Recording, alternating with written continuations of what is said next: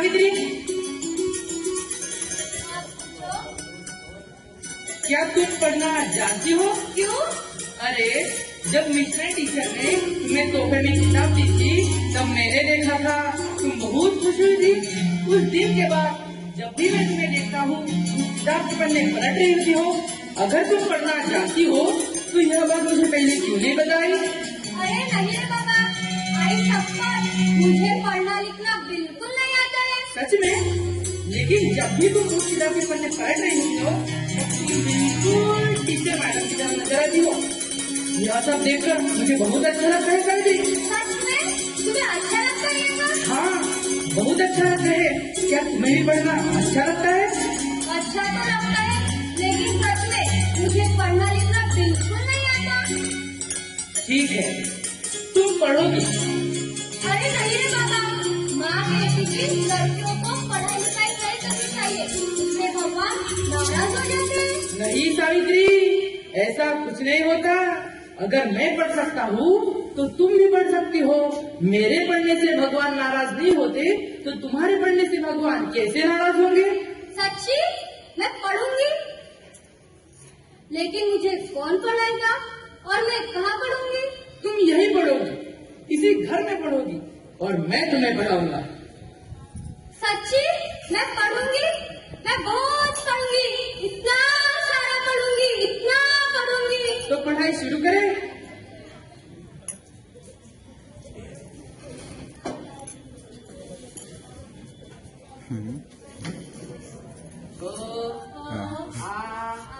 पहले दूसरी जवळ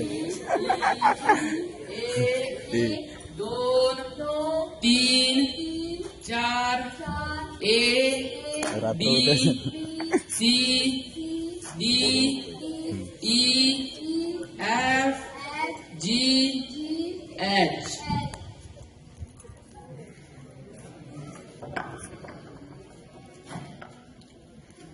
सावित्री की पढ़ाई शुरू हो गई है। ज्योतिबा ने पूरी लगन के साथ सावित्री को पढ़ाया, विद्यालय में दाखिला करवाया। इसके बाद टीचर ट्रेनिंग भी करवाई। शिक्षा के हर पहलू से सावित्री को परिचित कराया। सावित्री ने भी सच्ची निष्ठा के साथ ज्योतिबा का साथ दिया।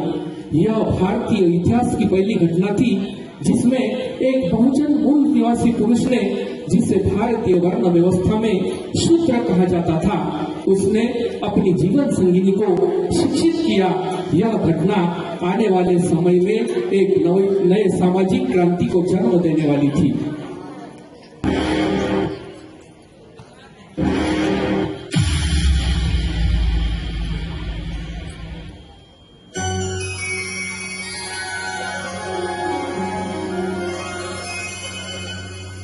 सावित्री,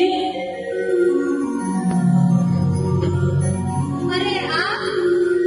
सावित्री, आज हमारे घर का हर कोना ज्ञान और प्रकाश से जगमगा रहा है, लेकिन अंदर ही अंदर कोई अंधकार हमें विवश कर रहा है। एक तड़प सी अंदर उठती है, लेकिन कोई समाधान नहीं मिल पाता। आप इस तरफ को बांटना चाहती, जानना चाहती हो आपकी इस अंधकारी बेबसी को? सावित्री, शिक्षा पापा तुमने जो ज्ञान का दिया जलाया है, लेकिन आज भी हमारी माताएं बहनें हजारों तरह की यातनाएं सह रही है। सामाजिक अत्याचार और क्रूरता के कारण असहाय पोषिताओं की तरह जीवन व्यतीत कर रही है। यह सब देखकर बहुत बेचैन हो जाता हूँ सावित्री। मेरे भी मन में यही बात चल रही ज्योतिबा। हमारी माता और बहनें पशु की भांति अपना जीवन व्यतीत कर रही है। बाल विवाह, सती प्रथा जैसी क्रूर रीतियों के कारण वो रोज अपने अस्तित्व को मार रहे थे। लेकिन सवाल यह भी है कि जाति व्यवस्था और वर्ण व्यवस्था में फंसे हुए समाज को कैसे बाहर निकाले, यह हम कैसे करें, यही सोचकर बेबस हो जाती हूँ मैं। एक रास्ता है सावित्री, शिक्षा का रास्ता।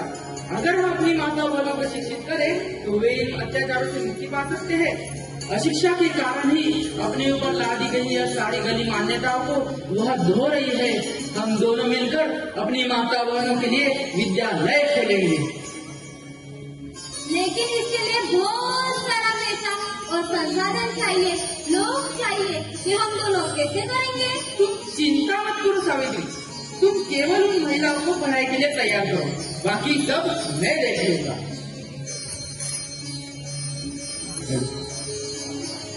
ज्योतिबा और सावित्री लड़कियों को शिक्षित करने के लिए विद्यालय खोलने का प्रबंध करते हैं। दोनों इस काम में जुड़ जाते हैं। सावित्री घर घर जाकर लोगों को शिक्षा का महत्व बतलाती है। बहुत सारे लोग ये बातें सुन और दूसरे लोगों को अनसुना कर देते हैं।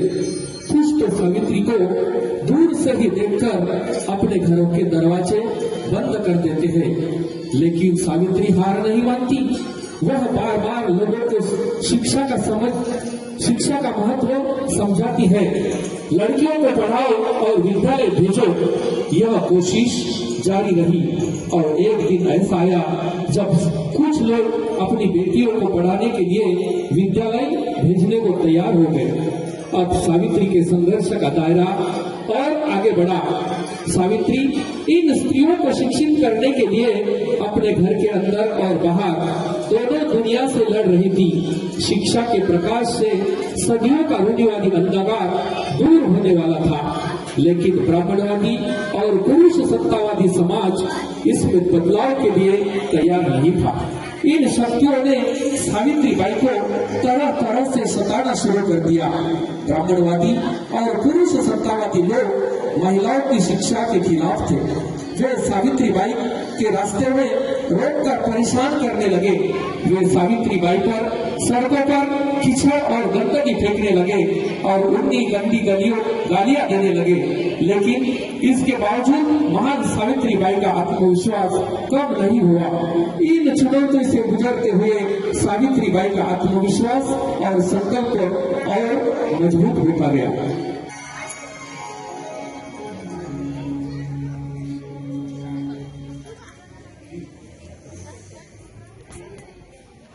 सावित्री, वर्षों से जो अपना सपना देखते आ रहे हैं, आज वह पूरा होते जा रहा है।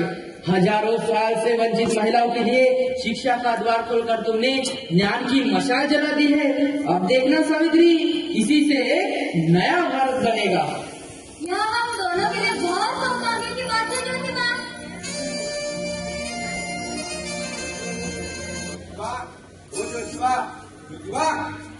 क्या हुआ पिताजी? यह सब मैं क्या सुन रहा हूँ ज्योतिबा? मेरे तुम्हें पढ़ाया लिखाया कहा?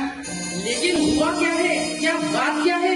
मेरे शहर में हल्ला मचा है कि तुम और सावित्री दोनों मिलकर महिलाओं में शिक्षा और ज्ञान की बीमारी फैला रहे हो। क्या तुम्हें मालूम नहीं कि हमारे धर्मों ग्रंथों में लिखा है कि महिलाओं को शिक्षा देना पाप है? लेकिन शिक्षा कब से पाप होने लगी पिताजी? शिक्षा कोई पाप नहीं है ज्योतिबा, लेकिन महिलाओं को शिक्षा देना पाप है। हजारों साल से जो हमारे रीति रिवाज और परंपराएं चली आ रही है, उनको तोड़ना पाप है। पिताजी, जो रीति रिवाज और परंपराएं समाज में अंधकार और निराश फैलाती हो और इंसानी घटना को कम करती हो, ऐसे रीति रिवाज और परंपरा को टूट ही जाना चाहिए। और अगर ये तोड़ना पाप है तो पाप करना मुझे मंजूर है। लगता है कि तुम पूरी तरह से दुनिया को देखा, लेकिन याद रखना तुम अधर्मी हो सकते हो, लेकिन मैं नहीं हो सकता। और जो इन रीति रिवाज और परंपराओं को छोड़ने जाता है, उसे मेरा घर भी छोड़ना पड़ेगा। लो सावित्री, आज फैसला हो चुका है। अपना सामान बांधो, अब हम एक नए सफर के लिए निकलने वाले हैं। और याद रखना, हमारा सफर बहुत लंबा होने वाला है।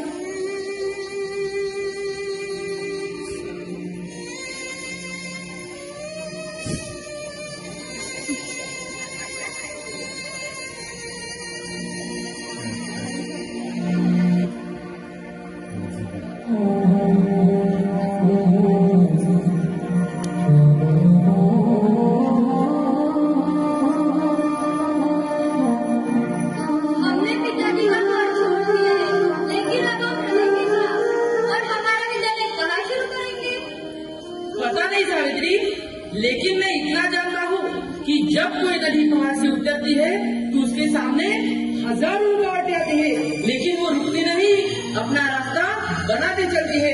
चाहे कुछ भी हो जाए, हम भी नहीं रुकेंगे। लेकिन अभी हमें रास्ते की नहीं, एक ठिकाने की जरूरत है। एक ऐसा ठिकाना जहाँ हम हमारा विद्यालय वापिस से शुरू कर पाए। ठीक है, चलो, पास ही उस्मान शेख का घर है, शायद वहीं से किसी नए ठिकाने का पता मिले।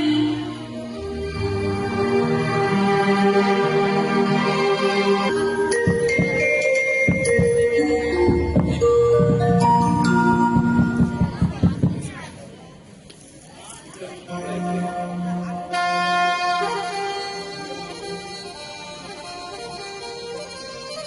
सलाम भाईजान, सलाम भाभी जान, आप बाहर क्यों खड़े हैं? अंदर आइए। अरे सलाम फातिमा बहन, उस्मान भाई कहाँ है? आप यहाँ आराम से बैठिए, मैं उन्हें बुला कर लेकर आती हूँ।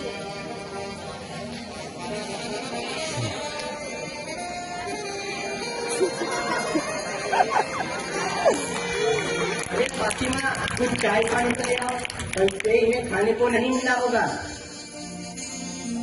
लगता है तुम्हें सब पता है। अरे भाई, मुझे नहीं, पूरे पूरा शहर को पता चल चुका है। स्त्री शिक्षा का रोक दिला है ज्योतिबा और सावित्री को पिता ने घर से बाहर निकाल दिया है। अखबार की हेडलाइन बन गई। आप भाई चलो, यह भी अच्छा हुआ। अब हम कहीं जाएंगे, तुम्हें किसका बार बार ढूंढने की जरूरत नहीं पड़ेगी। क्या अच्छा हुआ भाईजान? अब आप सावित्री को लेकर कहाँ कहाँ भटकते रहेंगे? अब ये लोग कहीं नहीं भटकेंगे फातिमा। ये दोनों जो काम कर रहे हैं उस काम के लिए भटकने की नहीं, एक जगह टिकने की जरूरत है। ज्योतिबा, आज से तुम इसी घर में रहोगे और इसी घर में अपना विद्यालय चलाओगे। सच में? क्या सच में भाईजान? फातिमा, मैं तुम्हारा भाई हूँ, मुझे तुम्हारी पसंद नापसंद अच्छी तरह से जानता हूँ। सावित्री, फातिमा रात दिन मुझसे तुम्हारे बारे में पूछती रहती, तुम उसकी आदर्श हो। अब आज से तुम उसका मार्गदर्शन करो। उस्मान भाई, आज मैं अपने आप को बहुत धनी और ताकतवर महसूस कर रहा हूँ। ज्योतिबा मेरे भाई, समाज में अच्छा काम करने वाले लोग बहुत कम होते हैं, लेकिन उनका साथ देने वाले लोगों की कमी नहीं है इस समाज में। तुम्हारे पास शिक्षा की दौलत है जो तुम समाज में बसी महिलाओं में बांट देना चाहती हो, और इस काम में मैं तुम्हारे कुछ काम आ सकूं, इससे बड़ा सौभाग्य मेरे लिए और क्या हो सकता है। मुझे विश्वास है तुम और सावित्री जो काम करे उस काम को इतिहास में नजरअंदाज नहीं कर पाएगा। ऐसे ही प्रयासों से एक नया समाज बनेगा, और मुझे पूरा विश्वास है तुम्हारे इन प्रयासों से आधुनिक और शिक्षित भारत बनेगा।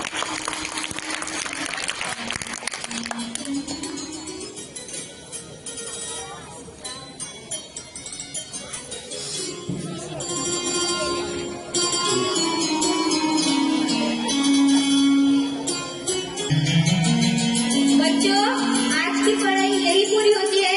अब सावित्री बाई आप सभी बच्चों को अपनी कविता सुनाएंगी, और बच्चों आप सावित्री बाई के पीछे अब दोहराओगे।